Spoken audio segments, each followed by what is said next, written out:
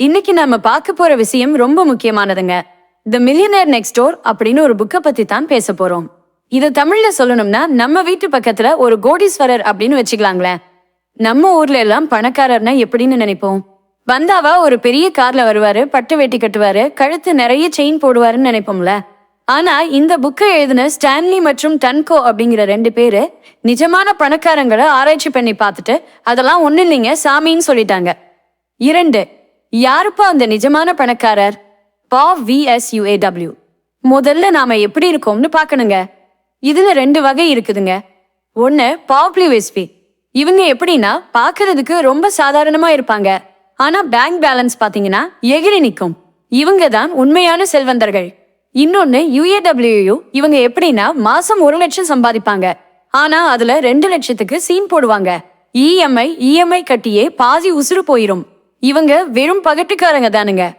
உங்க சொத்து எவ்வளோ இருக்கணும்னு ஒரு கணக்கு இருக்குதுங்க. உங்க வயசையும் 1 வருஷ வருமானத்தையும் பெருக்கிக்கங்க. அத 10ஆல வகுத்து வர்ற தொகை தான் உங்ககிட்ட இருக்க வேண்டிய சொத்து மதிப்பு. இதை விட அதிகமா இருந்தா நீங்க கெட்டிக்காரங்க.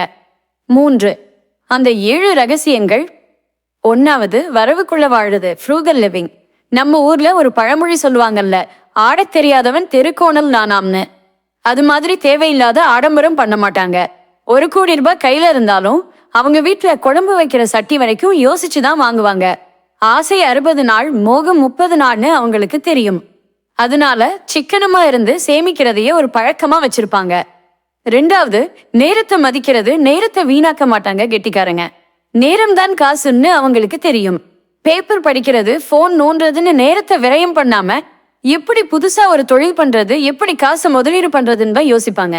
அவங்க உழைப்பு எப்பவுமே தெளிவா இருக்குமுங்க. 3வது கார் மேல மோகம் இல்லைங்க. இதுதாங்க ரொம்ப முக்கியமான பாயிண்ட். புதுசா ஒரு கார் ஷோரூம் விட்டு வெளியே வந்தாலே அதோட விலை குறைஞ்சிரும்னு அவங்களுக்கு தெரியும். அதனால இவங்க எப்பவுமே ஒரு நல்ல கண்டிஷன்ல இருக்கிற பழைய காரை யூஸ்ட் கார் வாங்கிட்டு அதையே ஒரு 10-15 வருஷத்துக்கு உழைக்க விடுவாங்க. வண்டி ஓடுதா, சௌகரியமா இருக்கான்னு தான் பாப்பாங்களே தவிர மத்தவங்க பார்த்து மெச்சணும்னு நினைக்க மாட்டாங்க. 4வது பிள்ளைங்களுக்கு பணம் கொடுக்காதீங்க. Economic out patient care. ஏனுங்க நம்ம ஊர்ல பல பேர் பண்ற தப்பு இதுதாங்க. பிள்ளைங்க கேட்ட உடனே லட்சக்கணக்கில் காசு அள்ளி வீசுறது. இதனால அந்த பிள்ளைங்களுக்கு உழைப்போட அருமை தெரியாம போயிருதுங்க. நிஜமான கோடீஸ்வரங்க என்ன பண்ணுவாங்கன்னா பிள்ளைங்களுக்கு படிக்க காசு கொடுப்பாங்க. ஆனா சொகுசா வாழ்றதுக்கு காசு கொடுக்க மாட்டாங்க.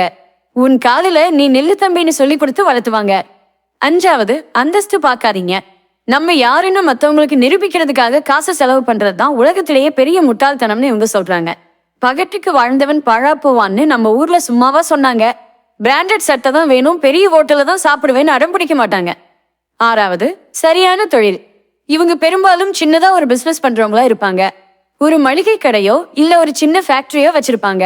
ஆனா அதுல வர்ற லாபத்தை தூக்கி அனாவசியமா செலவு பண்ணாம மறுபடியும் தொழிலுக்கே போட்டு அதை பெருசு பண்ணுவாங்க.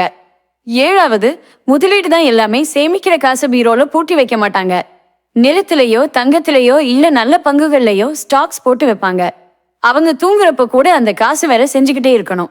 அதுதான் கூட்டு வட்டி, கம்பவுண்ட் இன்ட்ரெஸ்ட் மகிமைங்க. 4. முடிவுரை. நீங்களும் ஆகலாம். கடைசியா ஒன்னு சொல்லிக்கிறேனுங்க. கோடீஸ்வரர் ஆகிறதுங்கிறது ஒரு மேஜிக் விஷயம் இல்லைங்க. அது ஒரு ஒழுக்கம்.